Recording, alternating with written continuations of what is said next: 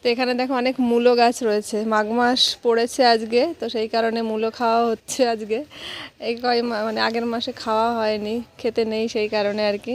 মূলোর থেকে গাছ বড়, পাতাগুলো সুন্দর রয়েছে। এইদিকে আরেকটা দাও, আরেকটাই হবে না, এই নাও আরেকটা দেখো কত সুন্দর। একটা।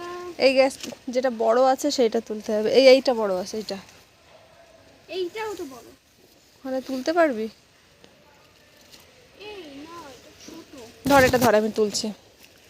হ্যাঁ তো দেখো, কে কে খাবে মূলো চলে আসবে আমাদের বাড়িতে। আমি খেতে ভালোবাসি, কিন্তু